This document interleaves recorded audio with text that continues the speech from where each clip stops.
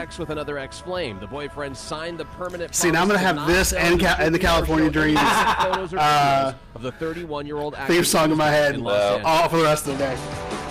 Me and ABC television will no longer make fun of or joke about nor walk dude. God, that menu looks so sick. I was like, yeah, and they got 2 hours. It's like 10 o'clock here. I got something safe, and it was. And after HLN's true crime TV series How It Really Happened announced an upcoming 2-hour special called The Monster. It was fine, but predictably bland. I mean, everything was fine, but the only reason why we went there because just basically troll our wives. Absolutely. Fazan's like a giant fan of the show. And he was like a little giddy kid. I believe it. See, because that's the crazy part is that we're all in that range of like being old enough in that area to be like to have known we all watched the show at the same time. You're welcome. That's entertainment. I'm Michael Bauer, NBC News Radio. Like Katie, one of the main characters, she was in there. For over 80 years, in the heart of Mid-City, where it's always been, is a New Orleans tradition. Mandina's Restaurant. Come in for some New Orleans staples. Old-style New Orleans food. Atmosphere. And some of the best seafood in the city. Always New Orleans. Always the best. Always Mandina's. 'Twas the night before Christmas when all through the house not a creature was stirring, not even a mouse. The stockings were hung by the chimney with care. Oh, thank goodness Boot Barn was there. With holiday specials you'll want to share. Cody James and Cheyenne boots, what a beautiful pair. $20 off select boots and $10 off jeans. These specials have been packaged with care. All right, 2 minutes. To all, and to all a good night. With love, Boot Barn. Snapchat says they're getting more personal. The multimedia app is splitting up their experience, still opening with the camera app as the homepage, but introducing a new friends page if you swipe left that sorts out your buddies by who you talk to and view the most. And if you swipe right, you now get an updated Discover page with shows and content from media partners that's sorted by human curators and by your past viewing behavior. Facebook is asking some users to upload a face photo to verify their identity when their automated process spots suspicious activity. Logging in from an unfamiliar device or location could trigger the extra check. The all-important end-of-the-year social media such crap. lists are I felt bad for and the terrible part is after watching the Tulane game, I was like, I mean, come on, man, like you can't let it come down to that. And then watch the Nichols game at the LSU game, and I'm just kind of like, I'm gonna jump off the top of this press box. Instagram's most used I don't feel too bad because you mocked Louisville when they got. I did. That's also fair. That's fair. I respect that. I respect that. Man, you blew off Alex at the NFL. Now he wants me to do color rush in Louisiana Youth Football League. I said I'll do something. Like I'll throw it in like my first and 10. Yeah, good. Just $12. That's like put it in there, and, like give it like section 2 or 3. I wasn't thinking I'm gonna write a column on it. I think that's what most everybody wants from you, Jeff. All right, 10 seconds. Just $12. 10 seconds already? That means shut up, Clyde. Whoa, I haven't sat down yet.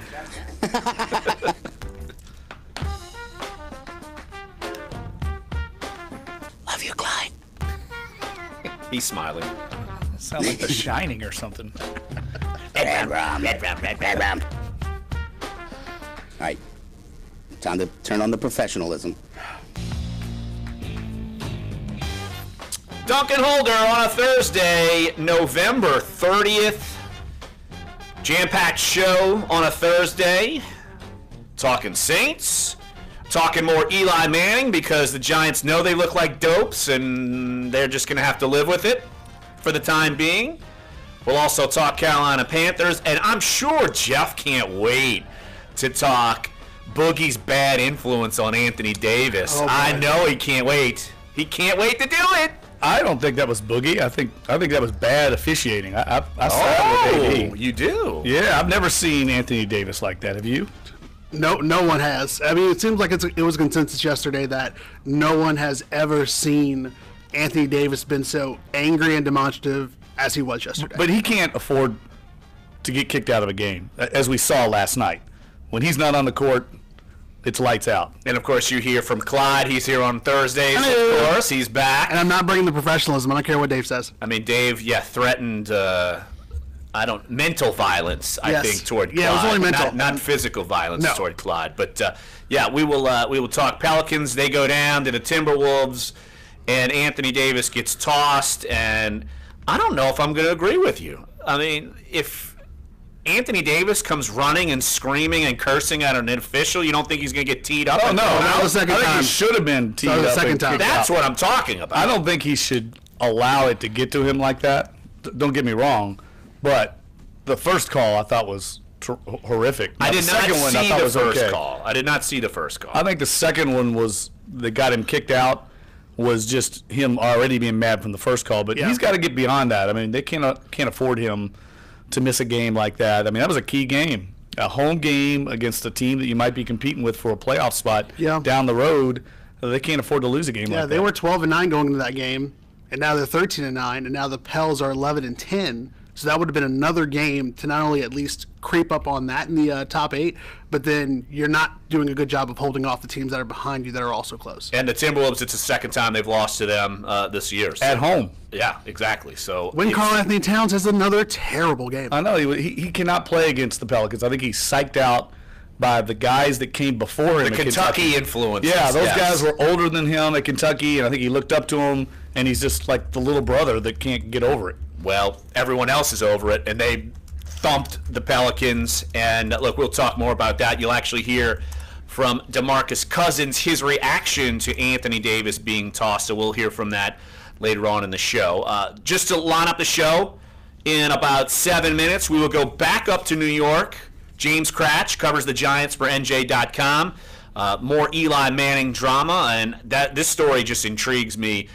A, because of the way they're doing Eli Manning so wrongly, and B, because of the local ties. And look, I wrote a column on it yesterday, and I was telling Jeff and Clyde, I said that was the easiest column I wrote, Spitfire and Venom. I mean, the Giants are total buffoons, and Eli Manning keeps, pardon the pun, but look, he's standing tall above the small-minded Giants. I mean, give me a break. It's absurd. I can't believe that this thing is dragging. It's not going away, right? No, he was on the scout team at practice yesterday. What a slap in the face. I know. It's a technically joke. He's the backup. Technically, he's the third string. He's Garrett Grayson. That's who he is. And when Geno Smith lays an egg this week, it's really going to be bad. It's good. You know it's coming. Give me a break. It is coming. It's inevitable. Oh, man, I'm fired up already. So we have James Cratch from NJ.com jump on the show. Around 10:30, we will go up to Charlotte. Scott Fowler, columnist for the Charlotte Observer, one of the best in the business. He's going to jump on the show and break down the Panthers. Look, the last time we saw the Panthers in person, they stunk, and the Saints just started getting on a roll, and now all of a sudden the Panthers aren't stinking as badly anymore, even though some parts are up in the air. And yet, look, I'm curious to see his reaction to this game coming up, because obviously it's a huge game in the NFL and, of course, in the NFC. Yeah, and the little back and forth between Cam Newton and Cam Jordan yesterday, we got to discuss that with Scott, and I like it. I like a little back and forth. A little sauce, as they brought up. It adds a little spice to the game on Sunday. Exactly. And speaking of, our own Josh Katzenstein will join us around 11:30. He spoke with Cam Jordan yesterday about that topic, and look, we'll get his thoughts on the Saints and some significant injury news, some on the negative standpoint, but more or less on the positive standpoint, where you've got Marshawn Lattimore and Ken Crawley at least limited in practice. The fact that when it was media availability time, I don't think they necessarily spoke to the media, but they were in the locker room. Usually that's a good sign that they're showing their face. It's a great sign. That's usually a good sign going forward. But, Jeff, before we get to all that, look, we're going to have college picks as well in the top of the 11 o'clock hour. Clyde is gathering those up. But before that, Jeff broke a little news this morning. I figured we'd touch on that before we get moving on the show, and it will relate to our college picks in the 11 o'clock hour. Yeah, well, the Citrus Bowl looks like the almost certain destination for LSU. That's the January 1 game they played in a year ago down in Orlando, Florida, and they're most likely, almost 100% likely, to be playing Michigan State in that game.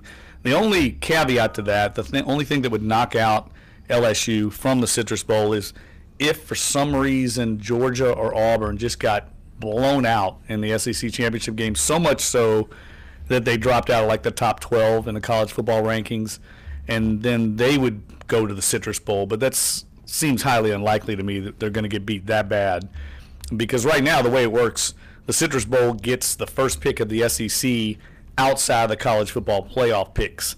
And what it looks like for sure is the winner of the SEC championship game is going to go to the college football playoff, and then Alabama and the loser are going to go into one of those other New Year's Day 6 bowls, the Fiesta, the Rose, the Peach. Not the Rose, the orange. I'm sorry. Mm-hmm. Yeah, the orange. So then LSU would be the first pick. They had a meeting last night, the Citrus Bowl did, and LSU was the overwhelming favorite to represent the SEC. So it looks like LSU is going back to the Citrus Bowl for the second time in a row. And that's not the norm. I'm curious to see what happens there, because I didn't cover the game last year. I don't typically cover LSU, and I don't know if Jeff was there in his Louisville pom-poms or not when LSU beat Louisville. I could see that beat down coming. No, Jeff was not there last year. Did not go on that trip. No. I'm just curious if LSU fans are going to be raring to go back to Orlando. I mean, it's not their choice. Well, here's what I would say, Larry and Clyde. I think one thing that'll be really cool for LSU Saints fans, the Saints play the Bucs New Year's Eve in Tampa. You could make a weekend out of it. That's only an hour distance from Tampa, Orlando. You could go down, go to the Saints-Bucs game, maybe see the Saints wrap up the NFC South or wrap up a playoff berth, and then get up the next day, drive over to Orlando, and watch the noon kickoff. I guarantee that's why they're doing this. I guarantee at least that's part of the reasoning. It's got to be. Has to be. Yeah, well, there's going to be a lot of fans down there. And I could tell you, going to a Tampa Bay Bucs game at the end of the season, there will be tickets. People will be giving tickets away. Where they're playing. Because Bucs fans aren't exactly going to show up in droves. Well, for that look, game. if you're the Citrus Bowl, do you want Mississippi State, who lost their quarterback? Or South Carolina. There was some talk about putting South Carolina in there, too. Right. I mean, who would you rather have? LSU is going to bring probably more fans and certainly is a more marquee opponent. Now, I think Mississippi State, I mean, they were going there until they lost to Ole Miss and lost Nick Fitzgerald. So this has kind of worked out in LSU's favor, because this is actually a pretty pricey bowl. You can make a good chunk of change from this game compared to the other game. I think they were kind of ticketed to the Outback at first. Mm-hmm. And that was the idea about it, too, is getting them also to Tampa. And then, I mean, I'm sure the Outback Bowl people are like, man, we were so close. I mean, it could so happen. Obviously, there's a very small percentage of having dominoes fall a certain way to where... So you have back-to-back games potentially in Orlando? One day after the other? When's the Outback Bowl? No, the Outback Bowl is in Tampa. In Tampa. Right. When is it? Is it New Year's Day? I don't know. I think it's either New Year. Yeah, I think it's either New Year's Day or it is the day before New Year's Eve. So there would be back-to-back games in Raymond James Stadium, because the Saints play New Year's Eve at Raymond James Stadium. Yeah, it's always right around that game. Yeah. That field's going to be torn to shreds. The Citrus Bowl hosts 2 bowls over the course of 6 days. Now, granted, they have turf as opposed to regular grass, but the Citrus Bowl does the same thing. They play a bowl in there, and then they turn everything around and play a Citrus Bowl in there 4 or 5 days later. Well, we're talking like a day later. I'm curious to see how they the Outback's January 1, yeah. So that's they might as well go get some artificial turf and put it in there. So a couple of interesting news and notes before we take a break right here on the show. We'll go up to New York, talk with James Kratz from NJ.com. Cam Jordan, NFC Defensive Player of the Month, the first time in Saints history that's happened. And Alvin Kamara, NFL Offensive Rookie of the Month. Reggie Bush and Marcus Colston are the other 2 Saints where that's happened. So obvious choices there, to me at least. I've been on Cam Jordan. You love you some Cam. Well, so do you. So I know. You got a man crush on him a little bit. He's a stud. What do you want me to do? And he makes a lot of money. He can throw me a steak at some point in life. So anyway, let's go. Let's take a break right here on the show. When we get back, James Kratz from NJ.com and the Newark Star-Ledger. We will talk more. Eli Manning, the fallout up there. Eli Manning, the scout team quarterback. Ben McAdoo, total goob. John Mara, totally clueless. Jerry Reese, just go away. I'm done with all of them. Obviously, John Mara's not going anywhere. But the other goobs, go away. I'm ready for Eli Manning to go play with Leonard Fournette in Jacksonville. I'm ready for that already. So we'll talk with James all about that. Coming up next here, Sports 1280, NOLA.com, and the iHeartRadio app for Dunc and Holder.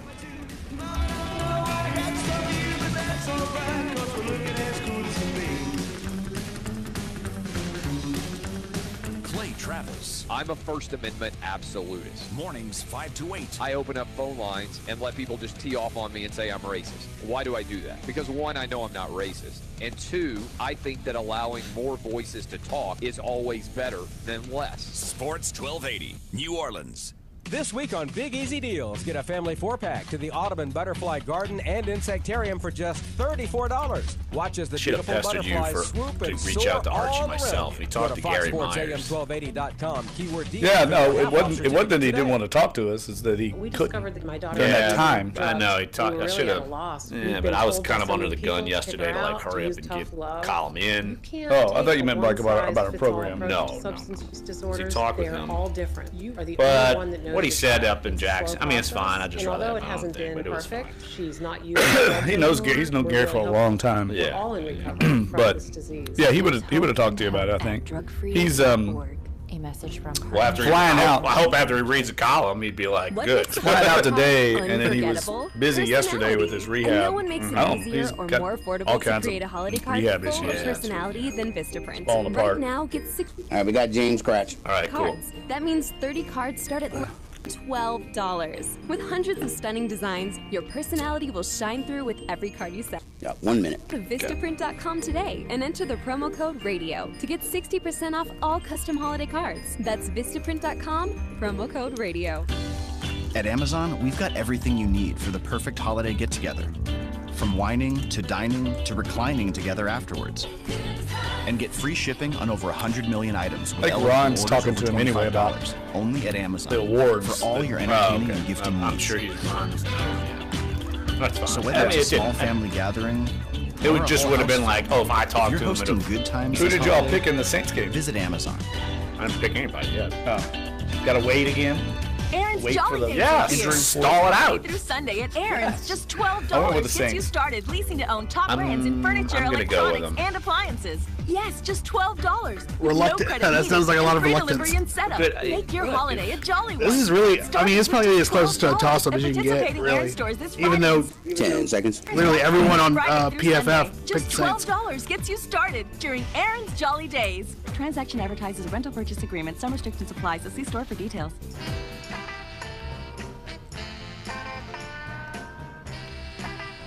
This is Dunc and Holder on Sports 1280, New Orleans.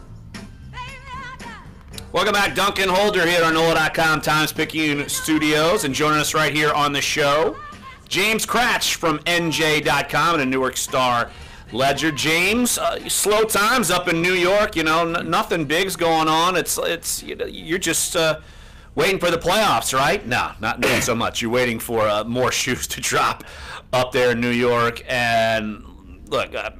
My take on it, I wrote a column on our website and for the Times-Picayune. I think Eli has been getting totally hosed. And the fact that you've now got the owner who's questioning the method of what happened to Eli Manning, and then you've got him out there in practice on the scout team. Come on. It's one of the more pitiful things and pathetic things I've seen in quite a while in sports. Definitely. I think that the last, I guess it happened Tuesday afternoon, so the last kind of 48 hours or so, have galvanized the Giant fan base and really like all of New York in a way I've never really seen. I've only been covering the team for 3 years, but I grew up here. Yesterday, it's just, when you think the Giants can't make this situation worse, they do. Because John Mara comes out and he basically says, and it was kind of confusing to follow what he said, that they had a plan, and then he had to deal with the NFL, the committee meeting with Goodell's contract, and that Ben McAdoo basically completely, the way he said it, botched the plan, presented to Eli. Eli basically tells him, like, shove it, I'm not doing this. And then John is aware of this, but at the same time, John signs off from afar and lets the Giants go ahead and announce this. And then all of a sudden, John realizes after the massive outcry, hey, this isn't a good idea, so let me get up and tell people that basically this was never the plan in the first place. But he still signed off on it. So at the end of the day, I think most Giants fans have realized everyone has blood on their hands here. The head coach, the GM, and the owner. They let this happen. They ended Eli Manning's career. I can hear you typing. And now they just have to repair the pieces. And I think it's taken a long, long time for them to do that. James, the question I have, and I think a lot of people have, is what kind of fallout do you think there will be from this? I mean, obviously the season is lost already. Do you think this could have ramifications for Ben McAdoo and or Jerry Reese? I think it's a great question. Look, I think that Ben and Jerry, I think they probably think this is a way that they can in some way save their job, because I think it's very clear that Ben McAdoo has not shied away from the fact he's taken shots at Eli Manning ever since he became the head coach. I think he feels that with a mobile quarterback like Geno Smith or Davis Webb, his offense will function and that they can win. I honestly think, whether they would come out and say it, they believe that they have a better chance to win with Geno Smith on Sunday than they would Eli Manning. I know he's played poorly, and he doesn't have a lot of talent around him, but I think they feel that way. And I think that they probably think they can save the job, but I just do not see right now how, given the way the fans have reacted to this, given the anger over 2-9, that the Giants can stand up at the end of the year and say, we're keeping this GM and this coach. I just don't see how it can happen, but I think they probably think this is a way for them to salvage this season and move forward. James Cratch, NJ.com, Newark Star-Ledger, joining us right here on Dunc and Holder. I'm sure in New York, and I thought right away, one of the biggest reasons for the outcry is that it's more humiliating for Eli Manning because it's not Davis Webb who is going to start. It's Geno Smith, who is a laughing stock in New York, beat up, rightfully so, for bad play. Like he's getting punched out by teammates with the Jets. Played terrible in MetLife Stadium, and that's the guy who's going to bench the two-time Super Bowl winner, two-time Super Bowl MVP. And, oh, by the way, he's Eli Manning, the part of the blue blood family in the NFL. Definitely. I don't think the Giants really assess that. And part of it is, look, Geno has done everything right and said all the right things since he came here as a backup. He won the job in the preseason. He has really, he's just kind of caught in the crossfire. And I think the Giants maybe did not realize just how toxic Geno is. Look, it's not like, Geno had all these issues. It's not like he had these issues in another city. People are intimately familiar with everything that happened with Geno's 4 years with the Jets. They know everything. He brought it just right up the road, basically. And I think it also speaks to the fact that you're right. If they were going to Davis Webb, I think there would be outcry, but it would be significantly less. And honestly, I think if you had gone to Eli and said, look, we have to see what Davis Webb can do, I even think that Eli Manning may have understood that better and worked with them.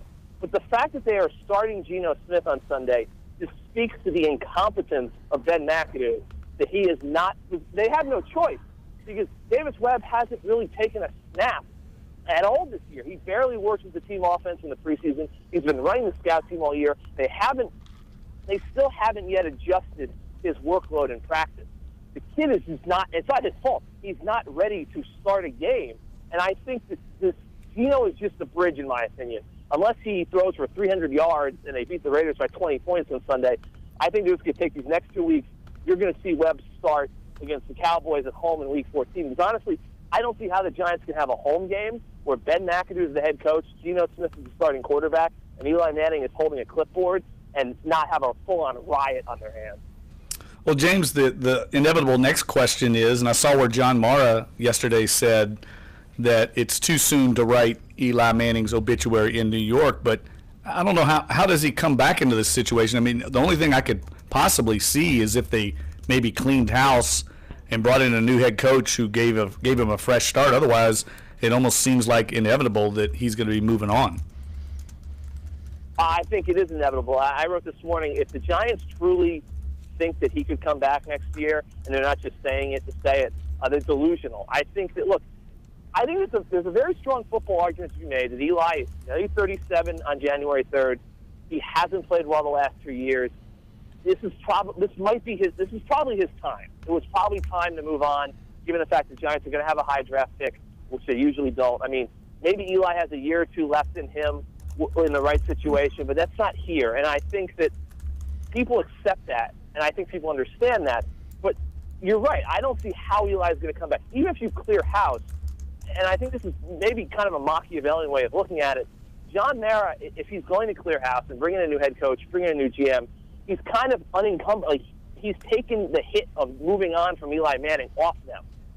So I think some people think, okay, you let Reese and McAdoo, wildly unpopular, you let them kind of be the hatchet men, move on from Eli Manning. They get blown out on January 1st. The new guys come in, and John can basically say there, we talked to Eli, we're moving forward, we're going to give him his full unconditional release and let him go where he wants to go. And look, Eli has all the leverage in the world in the Giants. He has a no-trade clause. He's got a $5 million roster bonus due on the third day of the league year. They have to let him go. They have to do by his wishes, because if they don't, are you going to have a $16 million Eli Manning backing up your first-round pick? No. And trade-wise, he can veto any trade, and he basically can tell them where he wants to go. He's got all the cards here. I don't see how Eli's coming back next year. James Cratch, NJ.com, joining us right here on Dunc and Holder. James, you were standing right by Eli Manning when he addressed the media, and you could see it on video, and I'm sure it was even more apparent in his face and in his reaction just how hard he took this.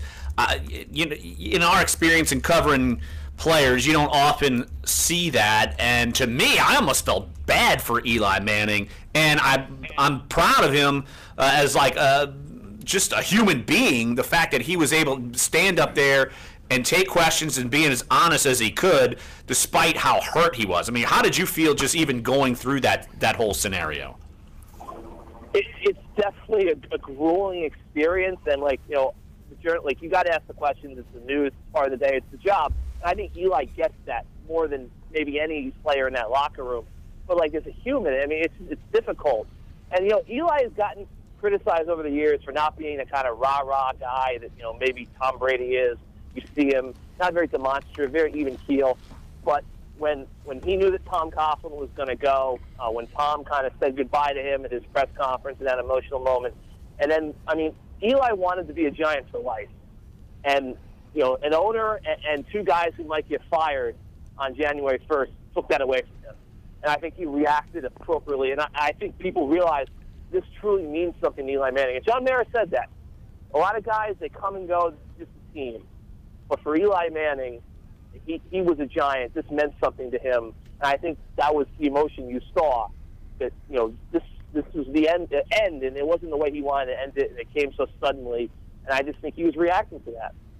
James Cratch, NJ.com. Follow all of his coverage of all things Giants up at NJ.com, and there'll be plenty more to write about. James, yeah, your life got a lot more busier than even you imagine. I covered an 11-5 team last year, and it was nowhere near this. Absolutely, yeah. So, hey, James, appreciate all the great work up at NJ.com, and appreciate you jumping on in such a busy time. Thanks, buddy. My pleasure, guys. Thank you. You got it. That's James Cratch, NJ.com. I mean, it is flooded. If you want to go check out coverage of all of this stuff, NJ.com. And I'm not saying that just because it's our sister website. Maybe I am a little bit, so what? We got to pay the bills. But it's blanketed. I mean, and it's rightfully so. It's one of the biggest sports stories, actually on the field sports stories in New York we've seen in a long time. Oh, yeah, no doubt. And Gary Myers in his column speculated about Eli going to Denver. Naturally, following the Peyton Manning plan. That makes a lot of sense. I would agree. Look, I think Denver and Jacksonville are the two, because of the connections with Tom Coughlin in one and the Elway Peyton connection to the other. So no doubt about that. So let's switch gears when we get back here on the show. We'll talk Carolina Panthers. We'll go up to Charlotte, talk with Scott Fowler of the Charlotte Observer, sports columnist, one of the best in the business. We'll talk with Scott here next. Sports 1280, NOLA.com, and the iHeartRadio app. We're Dunc and Holder. She's so house proud. I'll be back. Where are you going? I got done. Where's it going? I'll be back. This was You'll be back. You're scared to do picks, aren't you? All right. You're scared on picks. All right. You're scared of me blowing by you. Yeah, that's what it is, bro. Me too. I've been scared of you blowing by me. Yeah, you're scared. I see how it works. Latino. We're looking at a mostly cloudy day with a few showers around. This is all ahead of a cold front that will push through this afternoon and evening. Until I'm glad you said something, will be on the warm side, climbing into the mid to upper. Oh, yeah, the typing.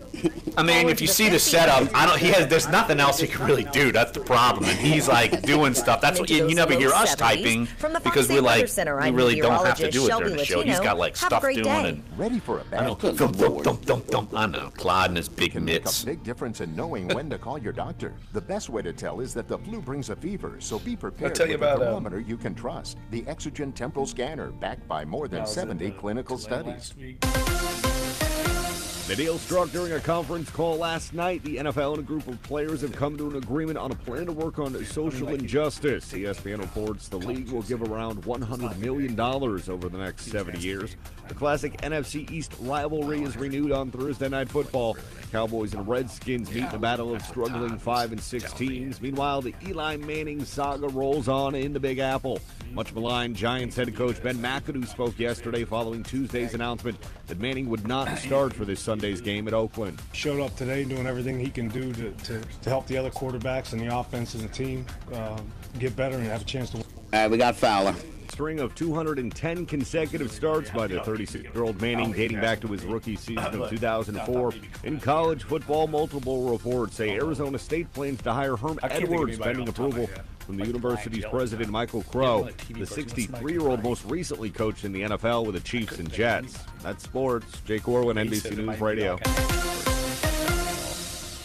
For game-changing innovation, look to the Latrim family of companies located in Harahan. Intralocks, a Latrim company, changed the game when they invented modular plastic conveyor belts over 40 years ago. These belts and innovative Intralocks technology are transforming movement in manufacturing facilities around the world. Intralocks is a dynamic global company now hiring in production, warehousing, shipping, and more. If you want to be part of our successful team, visit Latrim.com. That's LAITRAM.com. When the Robinsons take a family outing, this is what their car sounds like. In January, February, March, April, May, June, July, August, September, and October. He gets more Come shout-outs. November, it sounds like Every this. show.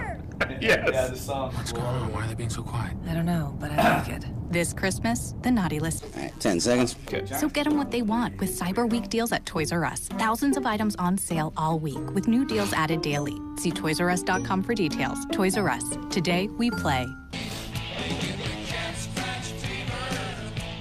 Going deep on the teams you care about. Sports 1280, New Orleans. A little Cam on Cam crime coming up.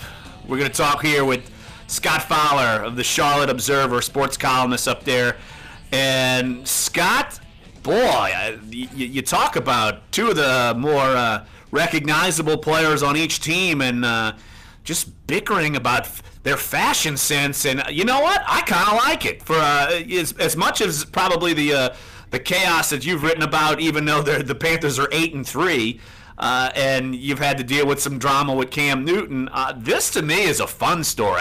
What do you make of all this kind of back and forth? And you wrote about it on the Charlotte Observer. Yeah, I would agree. I think it's a lot of fun in the run-up to the game, this sort of story. What I like about it is that neither guy backs down. They're both I think they both have taken it kind of in a fun spirit and kind of shown their personalities with this. I mean, we forget sometimes that these guys they're in their 20s generally, and they're fun-loving guys who, finally the NFL is allowed to celebrate in the end zone properly, and this sort of thing I think it's cool, and you kind of forget that they have been chasing each other around, trying to beat each other for I think 7 years now. I mean, they're both just faces of their respective franchises, so it is cool, and I think that it has certainly inspired Cam Newton and the Panthers, but whether it makes any difference on Sunday, I don't know. Hey, Scott, just as a refresher, just kind of let our listeners know kind of the back and forth of where it went. I know we kind of, our two organizations kind of partnered up to kind of make the story happen for each of us. Yeah. Well, so after the game in September when the Saints blasted the Panthers, Cam Jordan said in the locker room, I guess in a group, one of our reporters was there, said that he was really glad that Cam Newton was trying to be a pocket passer. He was perfectly fine with that. and also ripped him for wearing, I think the quote was grandma hats and onesies or something like that. He was referring to the romper that Cam had worn in off season. So then I asked Cam Newton yesterday about this. He said he thought that was flattering, and that Cam Jordan has been paying a lot of attention to his fashion, to Cam Newton's fashion, and that he would send him some clothes if Cam Jordan would only give him his address. And then I guess y'all can pick up the story from there, because the rest of it was due to NOLA.com. But Cam Jordan had some funny things to say about that. Yeah, our own Josh Katzenstein says, what does sauce mean? With fedoras and tight pants? I don't know what sauce means. I'm scared. I'm good. I don't have that body for that. He's got a basketball type body, so he rocks some basketball type things. So some fun back and forth. But look, we know how crucial this matchup is coming up in the Superdome. It brings me back, honestly, to 2013. I know we're not as deep in this season as we were then, but that's when two teams. Equal records. The winner's going to be able to be in the driver's seat in the NFC South. Yeah, absolutely. I think in that game, correct me if I'm wrong, was that the one the Panthers, that was in Charlotte? That was in Charlotte. Or was that the... Yeah, that was in Charlotte when Cam Newton was terrible for most of that game, and then got the final drive and just was a different guy, and then scored the touchdown at the very end, and they beat the Saints. And they had Ted Ginn on the Charlotte side back then. I remember he made a big play in that game, and they certainly missed that. They're, without Kelvin Benjamin now, they traded their number one wide receiver, but they've actually played better since they have done that. But the second wide receiver has been such a problem for them all year, and they're trying to get some help back this week, but I don't know that Greg Olsen is going to play this week either. It doesn't look real good on that for the Panthers. So I think they'll have trouble scoring once again on that good Saints defense. And so much of the burden on this team is on Newton. Now, Christian McCaffrey, I think, will play, although he set out practice yesterday. But I think he'll be all right to play. But it's a very, as you guys know, super difficult place to play. When the Panthers have won there in the past, they've usually gotten off to a really good start. They do not come back well from a deficit there. So I think the first two drives of this game will show us a lot. Scott, I'm curious. You've covered Cam Newton for his entire career there, and I don't think I've seen a guy that is more inconsistent from week to week than Cam Newton. I mean, we saw him in that game against the Saints earlier this year. It was one of the worst games. It had to be one of the worst games of his career. 3 interceptions. I think his passer rating was like 43.8. And then the next 2 weeks he goes out, goes to New England and to Detroit and lights up both of those defenses, has astronomical passer ratings, and then dives back down in Philadelphia game. I mean, he's all over the place. What do you make of this? I mean, the guy's so talented, but you just don't seem like you know what you're going to get week to week with him. Maybe it's his lack of skill set repertoire around him. I don't know. You certainly would have a better gauge on that than I would. It seems to me like they're, he's the kind of guy who he needs to be helped by his receivers. I mean, he needs a couple of guys to make some good catches, because the ball is not always where you would want the ball to be, and it never will be. Cam is never going to be as accurate as Drew Brees. However, he can make a 3rd and 1 the way that probably no quarterback in the history of the NFL has been able to do. He's a very gifted guy in a lot of ways, but not throwing the ball. So I think that's the one, and he's got a sore thumb right now. So I think that's the one big question mark from week to week. He does a lot better if he's got time too. And in that first game, I thought with the Saints, he really got overwhelmed by a lot of offensive line problems. They're blocking up somewhat better. They're not really much different personnel-wise, but they're playing a little better, giving him a little more time. But he's never been a 3-step drop guy. He's much better if he's got a little more time on a 5 or 7-step drop, and gets off to a good start. and really gets a little bit of help. And they've been, 2015 was the one year where you could say he was good pretty much every week until the Super Bowl, good to great. But this year, I'd agree, he's been all over the place. I mean, to beat New England in New England is probably one of the 5 best wins any team's had all season. And then they lost to Chicago. That was their last loss. Played horribly offensively, even worse, really, than they played against the Saints. So you just don't know. I mean, they could score 30 on Sunday, or they could score 3. Scott Fowler, the Charlotte Observer, joining us right here on Dunc and Holder. Larry Holder, Jeff Duncan here with you. And we've seen a rookie running back emerge through the stratosphere here with Alvin Kamara. And it seemed like it took a little while for Christian McCaffrey to get going, but it seems like recently he's kind of got his feet under him. What have you seen in his progression throughout this season? Yeah, you're right. They use him so much here, and they're, very similar, I think, in the way the teams try to use them. McCaffrey has not really had the success in the run game that Kamara has had. Christian has mostly been a quick get out of the backfield, kind of like Sproles, I guess. He's not really had the explosiveness that Sproles had in some of his best years, but they're trying to use him as a punt returner. He's not really had great success there, but he's a heck of a guy out of the backfield, and Cam's really never had that before, so that's helped. You can look at Cam's completion percentage, and it's up. I don't know what it is for the season, maybe 4, 5, 6 points better than last year. I attribute almost all that to McCaffrey. Had a big game against the Saints the first week, his only 100-yard receiving game of the year. One of the few guys who played well, I would say, during that game. So I really enjoy watching both those guys. I think they're exciting, and I really think they'll be rivals in the NFC South for many years, that we'll be talking about those two guys on shows like this.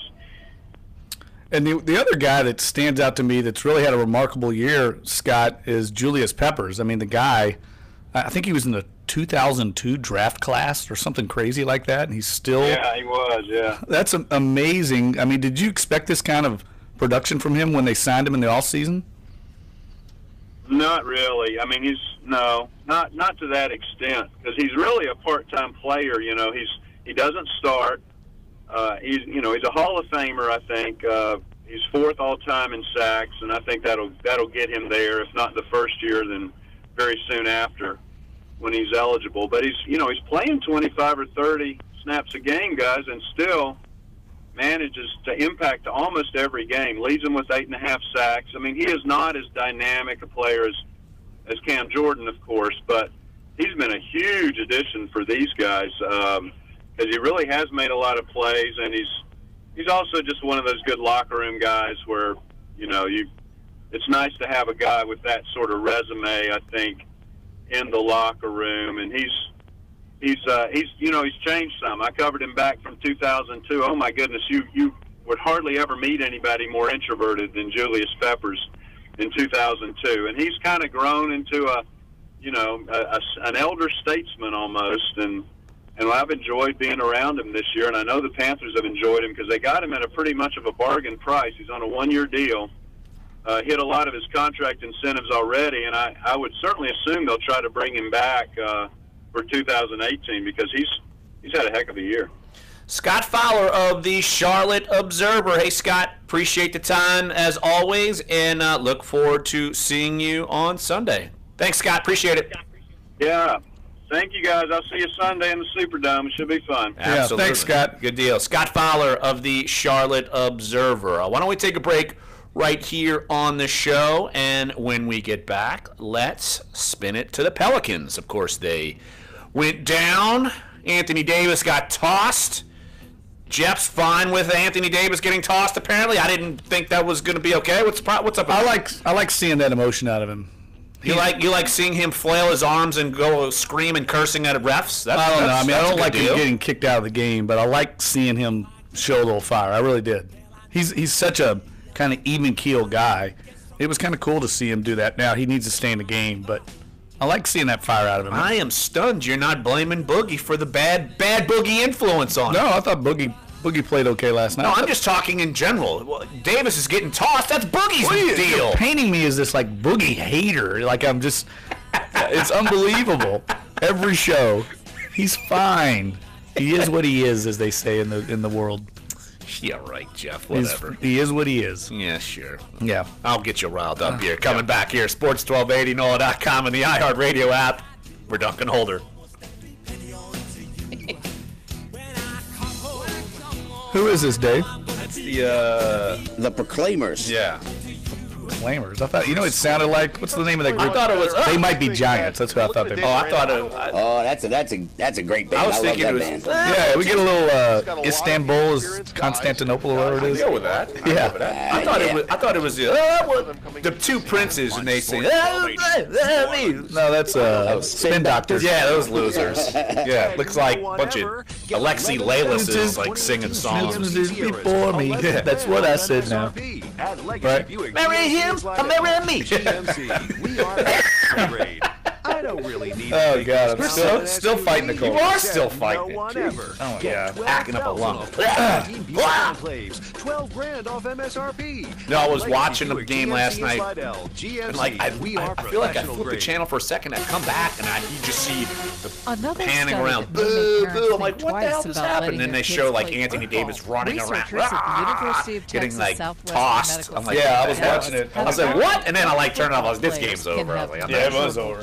It really went down. I went by your on the they chart say room that's last night. true, even in kids who did not have the new concussions. restaurant down there They called found Curio. changes that It's kind of almost they say one to block traumatic over brain injuries from and even mental chart room disorders. on Well, Royal, here's a way to protect your corner. brain. Get married. And A they new had the game British on in study there. shows that Well, they didn't have it people on. who Of stay course, we had to single all ask their for it, lives as usual. have a But no one cares 42% about higher Pelicans. chance of developing Whenever I go out, I have to Widowed ask to put it people on, have a and they're like, 20% "Oh, okay, they're higher on." risk. The study's chart room only has it's not one that TV. marriage itself Yeah. wards off Well, this is like at dementia. the bar at the Research restaurant. indicates that people who Oh, are okay, married Curio, benefit whatever it's from called. living a generally healthy And right when we got lifestyle turned and on having was more right when all social mayhem stimulation broke because loose. of living Well, I'm gonna with a read spouse. because Will Health got update, Sarah Lee quotes Kessler, from the officials, NBC and so News that's how I Radio. did. Yeah, I didn't know that. Yeah, that's why I was When the just like, Robinsons take when I read those, I was like, this is what their car sounds I like. think Cousins actually made a good February, point. March, Like, April, he was May, saying, June, you July, got to be emotional. August, We're gonna play it, September, y'all. and October. Yeah, I But thought that come was pretty good. November, It sounds like this. I mean, What's going on? Why are they being so quiet? I don't know, but I like it. This Christmas, the naughty list is not an option. So get them what they want with Cyber Week deals at Toys R Us. Thousands of items on sale all week with new deals added Rod daily. Walker was See ToysRUs.com for Rod. details. Toys R Us. Today Well, I guess we if play. he's- The future is bleak for a child living in poverty. No school, no dreams, no hope, but you can change all that when you become a Compassion Child sponsor. Just a little more than $1 a day brings hope. Find out how at compassion.com/radio. All right, 30 seconds. Radio on iHeartRadio. Santa here, Ho, ho, ho. live from my North Pole studio. sounds good and creepy. Search Tattooed North Pole Santas. Radio on the free. Hit play for a perfect holiday season soundtrack. Join me for a musical sleigh ride. It's going to be lit like Rudolph's nose. Ho, ho, ho. North Pole Radio on iHeartRadio.com or on the free iHeartRadio app now.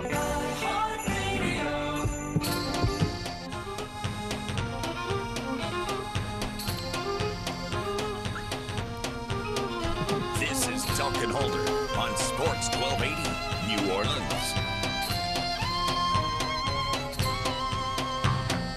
Istanbul was Constantinople. Now it's Istanbul, not Constantinople. My God, Jeff. This is a Jeff Duncan request. This isn't from YouTubers making music requests. This is a Jeff Duncan exclusive request. you remember this song? I know the song. The fact that you started doing the arm wiggly worm because you were so fired up the song came on, I had to cover my eyes for the YouTube crowd and just be like, what is going on here? What genre would this fall under? I don't even know. Alternative? Folk music. I was about to say, like folk. Like you do the polka to that song. Alternative? I don't know. Istanbul and Constantinople with Nirvana and Pearl Jam. They Yeah, Might Be that's the Giants. They're a very unique band. Yeah. I'll just put it that way. Unique is probably the nicest term you could use. I thought the Proclaimers was They Might Be Giants. I was wrong. Proclaimers are good, dude. So they might be Giants. I like those guys. Fight. I'm going to throw this football at you. Anyway, look, the officials basically thought that Anthony Davis was just going to go over to them and fight them. That's the impression that they had after the game, during the game, as the Pelicans have Anthony Davis, watch him rip off his mouthpiece, his headband, throw his jersey all over the place. He gets tossed after a second technical. Pelicans go down 120-102. And obviously the game was over once Anthony Davis left, and it was close, and then it just went down the tubes, and that was it. They couldn't recover. Yeah, they obviously, I mean, Davis is playing so well right now. He's playing at even a higher level than he was a year ago, and they cannot afford to have him miss any time. That was a huge loss. I mean, he was playing extremely well before that. I think Western Conference Player of the Week. But in the game itself, I think he had 15 or 17 points. The T-Wolves have no one that can stop him. I mean, Karl Anthony Towns just gets abused by him every time. And once he left, they were able to concentrate their defense on Cousins, and they just weren't able to overcome it. Yeah, Anthony Davis had 17 points in 18 minutes. Yeah, it was crazy. He was dominating, off to one of his better games.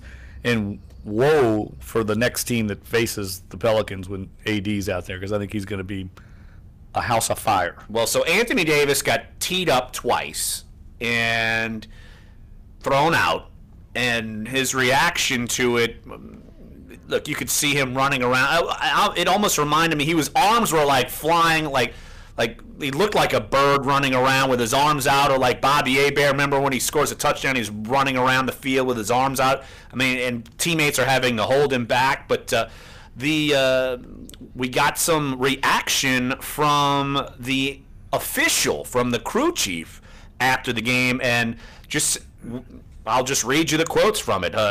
Was there anything that led up to that first technical foul on Anthony Davis? Ken Mauer, the NBA crew chief, said, well, after a play to the basket, he started running and pointing and yelling and screaming and cursing at the referee. He was given a technical foul. And here's the next question. And what about the second one? On a play to the basket, a play which he was called for a foul. He turned and again pointed, ran at the official, cursing, swearing, using foul language, and he got ejected. Of course you're going to get ejected. I mean, he's running around like I saw the second tee it up, and he looked like a maniac out there. Yeah, that was the one that you knew he was gone. I mean, he was out of control. Right. When DeMarcus Cousins is the peacemaker, you know you're out of control. True, yes. When he's the one that's intervening, trying to hold back Anthony Davis, you know you've lost it. Well, even on the TV broadcast, David Wesley was saying Anthony's going to go back there, reevaluate, see what he did, and he's going to regret just the way he reacted to that. Because you can't, like you said, you blow your top against a team that this is an important game, even though we're 20 games in, this is an important game, and you cost your team. I mean, yeah, and look, the first one I think was a bad call. The second one I think was a accurate call. I mean, he was coming at Towns from behind. I mean, you're 9 times out of 10 you're going to get called for that because you're out of position. The same thing happened in the second half to DeMarcus Cousins. He got blocked from behind by Gorgie Ding, a former Louisville player, by the way. Oh, boy. But it was from behind. It looked clean, but Ding was out of position, and he blocked Cousins from behind, and he got the foul call. I mean, you're going to get that foul call when you come from behind. Well, DeMarcus Cousins spoke with the media after the game about Anthony Davis, how they handled him getting ejected, and just his reaction to the second technical foul. So let's hear what DeMarcus Cousins had to say to reporters after the game. Anthony had to leave the game, and then obviously it kind of changed everything. How did you feel you guys responded to that? It was tough. Adjusting like that on the fly, but things like that happen. We just should have did a better job, gathering our thoughts, gathering ourselves together, and just going out and finishing the basketball game, as a team and everyone. And we rarely see AB get that angry on the court. I mean, what do you think was kind of the root of that frustration? Yeah, so it's obvious. It's a joke, man. It's a complete joke. You saw it. I don't have to speak on it. You saw it. And what I don't understand is, players are punished for playing off their emotions and showing their emotions in the game, whatever the case may be. But other people are allowed to, and it's totally fine. It's okay to, coach off of emotions. It's okay to judge a game off of emotions. And it's bogus. Like, I don't know if I'd get on board with that. If your emotions mean you're going up and screaming and cursing out the refs, you're going to get tossed. I mean, what do you mean? You could be emotional and not go cursing out people. You could go up and just if you don't use that language and basically you're like 6'11" and the referee's going to feel threatened like you're coming to like go fight him. I think the officials allow you to be emotional, but there's a line you can't cross, and that's when you're threatening or cursing. Right. I've said on the court for a lot of NBA games, and players get away with a lot of talking. They allow players to voice their opinion, even to be heated. But there's a line at one point where the official will say, back off, you can see them. They know how to work it. And look, some officials are better at it than others. And I think that's the key. I don't know enough about this officiating crew to know if they have a quick trigger or not. But the second tech was clearly deserved. I mean, AD was out of control. Yes, that's the one I saw, and I was watching the game. I don't know. It took my attention off it for a little while, and then it was when you come back and you see what's going on, and I like it how I like to give credit when David Wesley on the broadcast, of course, longtime NBA veteran, tells it like it is. And said like it is. Anthony Davis is going to regret the way he reacted because that was you took yourself out of the game and you hurt your team. Yeah, both he and Joel Myers are very good about that. They speak the truth, I think, and they're pulling for the Pelicans, but they're not complete homers. I like the way they call their games. I agree. So hour number 1 is up. Hour number 2 is on the way. Clyde's time to shine. College pick'ems. It'll be the last time we do it until what, bowl season? Bowl season. Well, we're going to have to make heavy hitters, though. That's great. I mean, Come on back for hour number 2, Sports 1280, NOLA.com, and the iHeartRadio app. We're Duncan Holder. Clyde, could you type a little louder for us? Yes, I can. Let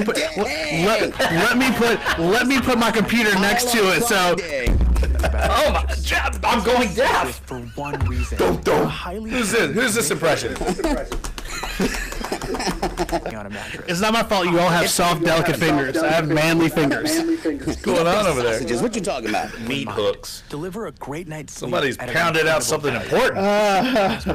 Remind me. Of mattress stores, and we let you try it out in your own home for a high before, like when we come back, I just wanted to say I like the LSU UNO Tulane basketball score. Yeah, I forgot about that too. They all won, right? With an average of UNO is UNO is they're struggling. They're 1-5. They've played 5 games, like 5 road games. Yeah. I saw the headline of one of the classic SID story. SID. Are you gonna hate on Clyde? You can hit him up past. It's fine. Looking for the positive. The guy's headline on the story was UNO outscores so-and-so in the second half, even though they got beat by like 20. I know. I'm like, what happened in the game? I'm trying to find the score. Fox Sports trending now. College football coaching carousel continues to turn. Arizona State will reportedly finalize a deal to make former Jets and Chiefs head coach Herm Edwards the next Sun Devils head football coach. Yeah, that came out on Saturday. That did come from Arizona State. Well, apparently next head football coach recently served as the offensive coordinator at Washington. Either the AD or somebody at Arizona State. Jeff Braun of Purdue taking a pass. They are all connected by the same agent. Dave Doran is the latest target. Herm Edwards and some other people have been consulting Arizona State with Football Matters.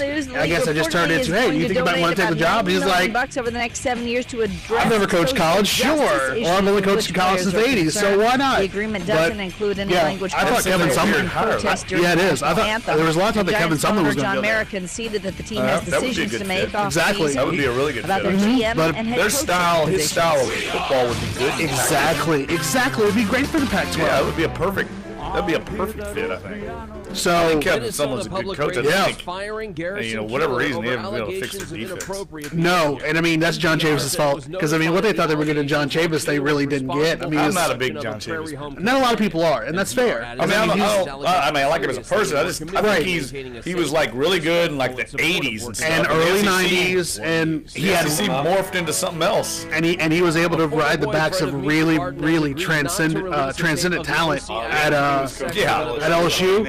Jesus, yeah, they had Tyrann Mathieu and like all those guys, man. So Patrick Peterson. You know, you kind of walk into that situation, you can make it look really good. And that Cotton Bowl over A&M, ironically, is the game that was like, oh crap, this guy might be great. And then on. Speaking out, voicing concerns from residents and all your directors to coverage. Have you got to see Puka Williams yet? We saw him last week. Last week, how it really happened. Announced an upcoming 2-hour special called the Monica Lewinsky Scandal. Seriously, last week's game between Puka Williams and Deb Brumfield was HLN 2 alternative suggestions. One of the best games I think I've seen prep-wise ever. It was Covington Honda. Oh yeah, Covington. It was so good. He could Puka Williams, if not for 2 holding calls. You want to get Clinton impeachment. Reach out to Jimmy. Lewinsky for Tuesday. Yeah, you're welcome. Yeah, that's entertainment. If not for 2 holding calls, 10:30 like normal, because we'll do him and Gary. he would have had over 490 yards. Yeah, he had two called back, like 70, 80-yard runs. 80-yard runs called back. He'd had over 500 yards, either close to or over 500 yards. He's like a phenom. The craziest thing about that game is that their quarterback, Jaquan Jackson, he ran for the first 3 scores of the game, but it wasn't until the second half when Puka went off for those 2 scores that it was like, Covington doesn't have a shot. But I'll tell you this, Devin Brumfield is a man. He is. Who's he committed to? He's not that fast. He's committed to Texas Tech. He's not that fast. Is that right? No. He's like Darrell Williams. He's like Darrell Williams. Like he is a strong. Lane's already. Analysts think it's driven lately by oh really? Oh, that could be good for them. He's very shifty, elusive. I mean, I could see them maybe moving. He's a junior, right? He's not senior. No, I think he's a junior. But no, he was very good. He's very shifty, very elusive. He knows how to run their offense. He might be more of like an athlete. But I'll tell you right now, Devin Brumfield, like if he goes to a team that like has a power style running game, that's perfect because they're fit the he's in air raid. Texas Tech. But I mean, from what Jim sounded like seriously. Companies need to make sure that when an employee makes a complaint, that they investigate it and reach a conclusion, to the best of their ability as to what happened. Yeah. And if discipline is necessary or whatever the step is to address it. Big 12 says this may be especially important heading into the company Christmas party season. Ideally, you want to make sure that nobody gets overly intoxicated.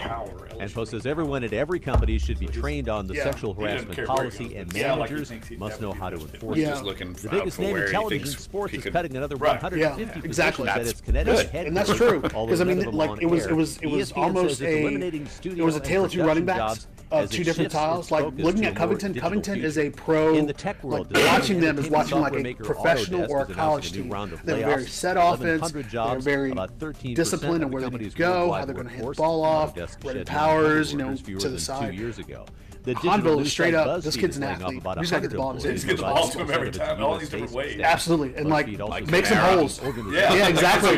It's the same thing. Yeah, you told me that. Yeah, it's like, hey, just make some holes. Is resigning as CEO. The company has yet to recover from food safety issues. Oh yeah, they're just like they don't even like get excited. He's like weaving all the field. Like, we've seen that. Look at the sideline. These dudes are all just standing there. He runs like 90 yards. Like, that's the normal. 30 seconds, guys. All right. Not even a mouse.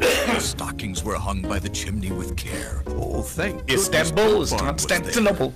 You missed the They Might Be Giants while you're I saw this on the feed that someone played. I was like, what a beautiful. That's a good Thursday. Jeff's like fired up. He's like, $10 off jeans. Yeah, that's pretty good. Specials have been packaged. I feel like I'm gonna knock stuff over. My arms are too wavy. I can't do it. Boot Barn.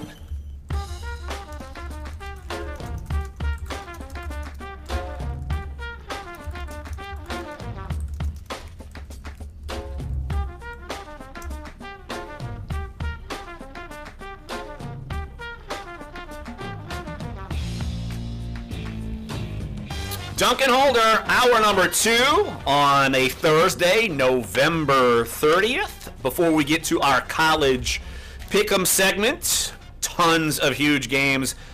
Look, we've had some good games, good weekends of college football as Clyde has destroyed our hopes and dreams in the college pick'em segments. I have, because I'm the greatest. Cut that mic off. We're done. As he's sitting over there with the cocky Clyde grin over there. Indeed, it's Cocky Clyde Thursday. Cocky Clyde Thursday. I don't think we're renaming it that. I thought it was Nickel Backenstein Thursday. Unless you can sponsor it. Will you sponsor it? behind that one. Yeah, Dave's behind Yeah, Nickel you would be Backenstein behind that Thursday. one. Jeez. Yeah. Josh Katzenstein will join us in about 25 minutes, of course, talking a little Or not. Saints. I'm beefing with him. Oh, Lord. We're going to have, man, all this bad blood. Here we go. More Swifty action coming at you. Swifty action. But before we get to our college picks, want to give the updates on college basketball around the region. And LSU, 84-60 winners over Tennessee Martin. Skylar Mays with 18 points. Of course, Tulane. Sports 1280 is your home for all things Tulane's men's basketball. 6-1, beating up on Alcorn State 81-65. Cameron Reynolds ties a career best with 28 points and hit 7 threes. And you know who Tulane plays next? They go to Chapel Hill on Sunday, take on North Carolina. Wake up call. Wake up call. That's one way to put it. I mean, wake up call. Defending national champions. I think they know it's going to be a tough game, and if I'm they letting lose, them know, they Larry. lose. I don't think I'm letting them know what they don't know. Pretty sure they know. Might be tough to win in the Dean Dome. Might be tough. Coach Dunleavy, if you need some tips, let me know. I think North Carolina is not as good as they've been in the past. Obviously, they lost a lot from last year's team. They were a senior-laden team that won it all. But I think getting that NCAA investigation lifted from them has kind of buoyed them. They've been playing very well. Unlike Louisville. Exactly. We had to go there. We had to go there. We lost our first game this week. You're wearing your to Purdue gear. Purdue laid it on us in Mackey Arena, the very difficult place to play. It is. They were rocking for that game. Yeah, Mackey was rocking. It was a cool environment. And UNO goes down at Houston. I mean, can UNO get a home game? They're 1-5. They've played 5 road games. Can Slash get a home game coming up? Man, they play competitively in that game. Look, man, when you're in Southland, you got to play these games, man. I mean, most of the entirety of the non-conference schedule is littered with games against either Power 5 or teams that are willing to schedule you all across the country because you need that money because that's part of your budget going into this year and the next year. So you basically endure it and you gear up for a conference. Pretty much. Which UNO did last year as they went to the Absolutely. NCAA tournament. But lose at Houston 75-66. So, all right, Clyde.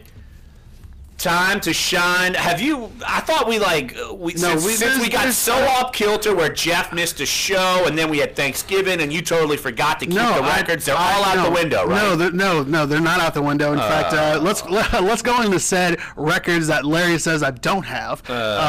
Man. As we have talked about all year, which is no different. I am in the lead. Of course. My record is 63-48 on the season. What is it? 63-48. Do you need me to write that down for you? Because I have it here too. I think that's a lie. Do we have verification from Price Waterhouse that these are accurate calculations? I don't think we can afford them. Dave, we need Dave to get an investigation. We know Cocky Clyde might Jeff be up Duncan here. is 56-55, and Larry, who should be angry, is pulling up the rear at 47-64. My God, that's so bad. That's so bad. You're really not good at this. Against the board and do better. You can get right. like a chicken, like one of those chickens or something. Like a seal, the octopus. Or Doesn't the octopus? Don't they pick the World Cup matches? Yes, they do. Yes, they find different ways. I can't imagine how Russia's going to do this because I can imagine it's going to be very, very, very, very terrible. The guy drinking vodka, he's going to throw up in one direction or the other. That's how they make this is how I pick Ghana. I think we need a more appropriate animal, though, if we're going to do that. An octopus doesn't really apply. It's not really indigenous to our area. So we need like a nutria. Get a crawfish to crawl over. Yeah, see, Dave, we're right on the same page. These are all terrible ideas, just to be honest. I mean, if we're talking about trying to find animals, we're gonna go to the Audubon Zoo. Hey guys, can you guys lend us some crawfish? Can you lend us an otter or a nutria rat, please? I mean, we got to make some picks, and Larry's terrible at it. A Komodo dragon, an alligator guard. All right, guys, so we're gonna get into this now. He is cutting us off. I know, right? It's so good. It feels so good. Cocky Clyde Thursday. All right, guys. bring it, big dog. We're doing nothing but big, heavy hitters today. There's still a lot of games going on. There's some MAC games. There is a lot of Sunbelt games, but we're going straight to the conference championships, heavy hitters, and we're going to start off with tomorrow night's game, Pac-12 championship, Stanford taking on USC. Stanford putting together a much better back end of the season than the beginning of the season, knocking out Washington and Wazoo. And USC is a 4-point favorite tomorrow to win the Pac-12 championship. Neither of these teams are going to play in the college football playoffs, so this is literally for bragging rights. Or bowls. Or New Year's Six bowls. Yes. I mean, that matters. Jeez. Yeah, although the Pac-12 team will not, but the Pac-12 team will not play in the Rose Bowl. So they have to go to another bowl, so it'll likely be the Fiesta. Give me Stanford. I think they can win the game straight up. They're getting points. They're 4-point underdogs. 4-point underdogs, yes. I think they win the game straight up. They're playing very well right now. So where's the game? The game should be in Levi Stadium. Okay, so it's in Stanford country. I'm going to go with Jeff too. Yeah, I'm going Stanford. Right. I was looking for the. What do you mean, all right? What does that mean, all right? Yes, it means I love both those picks. I do not agree with either of you. I'm going with USC on this one. Oh, contrarian. I think USC, they know how to play in these games, and I really think Stanford the Trojans. Not that Stanford doesn't, but I think they show up and not know what's going on. I think Sam Darnold will outduel Bryce Love and the Cardinal in Pac-12 country. All right, guys, this one actually is interesting, obviously, for the most part, because it has the only other undefeated team, or the only undefeated team, that is not within the top 10 or top 4 of the college football playoff, and we're going to the American for that. Memphis against UCF. UCF is a 7-point favorite against Memphis. Now, this is a rematch because those two teams played earlier in this year. Now, how great was that UCF-USF game? That was an incredible game. Mm-hmm. Yeah, that was like one of the best games of the year. Where is this game being played, Clyde? This game is being played in South Florida. So it's down in Florida. It's in Florida. Yeah, I'll take UCF. I think UCF rolls. Although, I guess they might be losing their coach, right? That's still up in the air. I mean, Scott Frost right now has not this week, but clearly with the Nebraska job open and him having Nebraska ties, obviously he's not going to Florida because that's already kind of set, but Scott Frost is a hot name for what he's done. I would think he's got to be going to Nebraska. He played there. He's a legacy player. Scott Shanley's not high on him. I know. That was surprising to me. They're not going to get better than Scott Frost. Yeah, this game is in Orlando. Yeah, that's home. In Orlando. It's in Orlando. My. Okay. These are two of the hottest coaches in the country. Yep. Mike Norvell and Scott Frost. Memphis 10-1, 7-1 in the American. That only loss coming to UCF. So it's going to be a fantastic game. -7. -7 in Orlando. I'm going Memphis. Taking the Perns. Yep. I'm going with Jeff on this one. I think he's got it completely right. I think Central Florida is a team. Well, I typically get it completely wrong, so it doesn't stun me that you're going against it. Yeah, I shouldn't be surprised. Clive, what was the score of the first game? Do you know? No, but between those two teams. I can look it up right now while you guys talk about the next game, which is going to decide possibly one of the teams in the college football playoff, if not both. TCU against Oklahoma, the Big 12 championship, being played in Arlington. Oklahoma is a 7-point favorite. TCU. Do you really think that they can squeeze into the football There's a lot of talk that, depending on how this game goes, TCU could eventually move up into that spot. But even though they're 11. They're 11. I'm telling you right now, but the college football committee has left that door open. Larry is doubting you. And by the way, Cocky Clyde. Central Florida won that game 40-13 over Memphis. Uh-oh. Probably would have been a fact. There's that. Well, it might have been a good thing you needed to know before that. It's okay. He still would have been a terrible pick anyway. Uh-oh. Memphis is going to come out and show they don't totally stink against UCF. So TCU, Oklahoma. Oklahoma's -7 against TCU. And again, so Oklahoma obviously is playing for a spot in the college football playoff. TCU is hoping on a prayer that somehow that somebody in the committee will deem them worthy enough to even make it even that far. I'm laying the points with the Sooners. I think they're going to make a statement to try and get in the playoff. I think Oklahoma's going to win the national championship. Whoa. I think they're going to win it all. And so I think they're going to cover, and I'm going to Oklahoma. I think they're that good. They beat TCU by 18 earlier this year. Clyde was holding that information. No, it wasn't. I was looking at that score to give it to you. Now we know why he's got such a big record. 38 to 20 was the score of that game. Instead of cocky Clyde, it's deceptive Clyde. I wouldn't say that. I'm not deceptive in any of my Cheating ways. Clyde. I have all of these things. So Oklahoma for you, Jeff. Oklahoma for you as well. Larry, I'm going to make it 3 for 3. We're going to go with Oklahoma on this one. Guys, going to the Mountain West. This is actually a rematch of a game that was played literally this Saturday. Fresno State taking on Boise. Boise is an 8.5-point favorite against Fresno State. And that game is in, well, I'll look it up, because neither of these teams are in the top 25. Is that like a Las Vegas or something? They play Fresno is in the top 25. Yeah, they are in the top 25. And this game is being played in Boise. Oh, so it's a home game? So it's a home Boise? game, yes. I'm going to go counterintuitive. I'm taking Fresno. I like it. I'm just going against the grain. Does it matter what I say in this game? They're not in vogue anymore. Why are we even talking about Boise them? The one with the field? Like the Yes, Boise is blue field? Yes, Boise is the Smurf turf. Yeah, it's very also known as Albertson Stadium. It's disorienting for the opponent. I'm going with Fresno too. What the hell?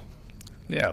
David Carr, I'll go with Fresno. I'm not sure, especially with Fresno pulling out a 28-17 victory. 8.5 seems like a lot for Boise, so I agree. I'm going to go with Fresno to win outright. All right, guys. First of the 3 big games this weekend: Miami, Clemson, ACC battle for, again, one team in the playoff, another team looking to get in the playoff. Clemson is a 9.5-point favorite. And where's that game? Charlotte. I'm going Clemson. I think Miami's not really that good. Why? Just because. I just don't think they're that good. You gotta give a reason. You gotta give all the reasons. They're just not good. Because they got beat by Pitt. That's a good reason. Good enough for me. I think they'll cover the spread because I think Clemson's not that explosive offensively, and they have a good defense. They win a lot of games 17-12 and stuff like that. They do. And you've got to believe that two teams that are playing as well as they have been playing all season, this game is probably going to be a lot closer than most. Let's ask this question, though. We'll have to ask Jimmy Smith this tomorrow. How did Travis Etienne end up at Clemson? Right. Did LSU not recruit him? No, I think they recruited him. but I think Clemson was there to him first. Wow. And I mean, Clemson, like their best running back. And I mean, Clemson is, we talk about this. We talk about Alabama and being able to recruit the state. Like, I think these kids are still going to be in the mindset of, I want to go where I can play, but I also want to go where I can win. And if you're being recruited by Clemson, I mean, Clemson now has a big recent history of I'm not pumping out pros. Clemson come into Louisiana, though. Dabo can probably go wherever because people know him, and he could go in any state. I mean, if you want to go to California and pluck a kid, I'm sure he could. I guess, yeah. It just surprises me. I mean, he's their leading rusher right now, and he's a freshman. Yeah. I mean, that guy's going to be there for 3 years at a high level. So we're going with Jeff. I took Miami. Miami? Yeah, plus the points. But they're not very good, Jeff. I agree with you. I just think Clemson's not a high-scoring team to cover. Just trust me, Miami's just not very good. Yeah. Their chain broke, so it's over. So you're going with Clemson, correct? Yes. Yeah, figured that. So us geniuses, we're going to go with Miami on this one, clearly. All right, guys, the next one, same thing. Big-time showdown in Indianapolis for the Big Ten Championship. Ohio State, and hopefully no cameramen on the sidelines to injure any more Buckeye players. Going up against Wisconsin, a undefeated and rolling Wisconsin, and surprisingly, Ohio State is a 6.5-point favorite over Wisconsin. No respect for whatsoever. Wisconsin, 0. How many points? 6.5. 6.5. I just want to know if JT Barrett going to play? Still probable. He's probable. Okay, so he's going to play. This is a tough one because, I mean, really, it's a really tough one. You're trying to figure out whether or not, obviously Ohio State with how their season's gone, because remember, took a shellacking against Iowa. Like, you can't forget that.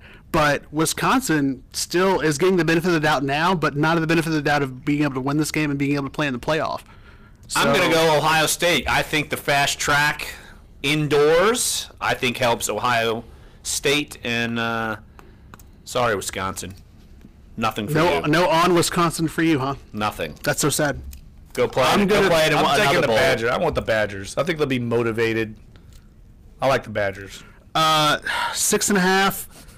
The old motivator. I'm going with Take it up. I'm going to go with Wisconsin. I think they get it done. I think they make the playoff and we're all. And I'm going to come back next week laughing at both of you. Don't get me wrong. I think they're going to lose. I think they're just going to cover. That's fair. I think they're going to lose on like a field goal or something. Be crushed.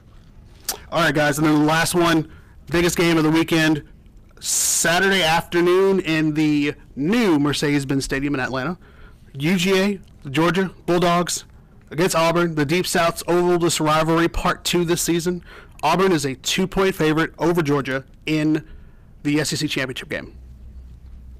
Good luck. That seems low to me. I'm going Georgia. No, it doesn't. I'm going Georgia. Why? Straight up. Because they just beat. But Georgia. Auburn beat Georgia into the ground. Yeah, at Auburn. So what? It's going to be more of a Georgia-friendly crowd. Yeah, it is. You've heard a lot of stories about when Georgia was in the SEC championship game. Johnson, and they're going to be without, and Auburn is going to be without Cameron Petway. I mean, that guy didn't he get hurt against Alabama? Am I wrong? He did. Exactly. No, he's their stud. Georgia, straight up, boom. That's how you do it. Put your lockdown. You talked me into it. I'm going with Georgia. Oh, I like it. I like it. I'm following. I think on this one. I mean, at this point, with a spread of 2 points, I mean, you're really at this point hoping for. It's almost a pick 'em, really. When you think about it. It's essentially a pick 'em. Essentially, it is. Because I mean, every LSU fan rooting hard for Wisconsin to beat Ohio State, because if Ohio State wins, Alabama's going to sneak into this playoff again, and they very well might win the national title. Well, seeing how many people thoroughly enjoyed Auburn beating Alabama on the big screens ahead of the A&M game, that could be a possibility. I just don't know if LSU fans care anymore, because I think they know what bowl they're going to. Care. Come on. I mean, they care, but I just don't know if it's one of those things where they care so much to where they hope for nothing but chaos. But they might. I think they don't want Alabama to win another national title. I think everybody in America. I don't think Alabama's winning the national title anyway. I think if they get in, I don't think they're one of the number one. I don't, after the way they've been playing the last, and if this is talking about the 4 best teams in the country, I don't think Alabama's one of the 4 best teams in the country right now. I don't think they've been one of the 4 best teams in the country the last month. Because they lost one game. No, because how they played. No, because of how they played. Really, if you think about the LSU game, if LSU connects on 2-3 more passes than what they did in that game is probably closer. The Mississippi State game, they shouldn't have won that one, but Mississippi State couldn't hold on, and then the Auburn lost. I mean, it's the same thing. They have been playing well at the end of the season. I don't think they're one of the 4 best teams right now. Ifs. You have a lot of ifs and buts over there. Hey, man. Ifs. If they would have scored on a 90-yard touchdown, I mean, come on. And if the College Football Playoff Committee is about putting the 4 best teams in the playoff, obviously you have 3, and if you have Wisconsin and or Ohio State or somebody else and Oklahoma, that's 4. We're running long, guys. So and so for me, in this game, I agree with y'all. I'm going with Georgia on this one to make it real close. I think this will be one of the best games we've seen all season. I think it's going to be a really good game. I was waiting for y'all to stop. I've got breaking news. According to WWE superstar Kane, good friends who work with Coach Les Miles just told me that Les is extremely interested in the Tennessee job. So according to Kane, Undertaker's brother, let's go to break, guys. Les wants to go to Tennessee. Kane, who is a state senator now, or is he the? I don't know. I think he's in. He's running for mayor of Knox County. Yes, he is. Yes, but he's gotten into politics now. Kane.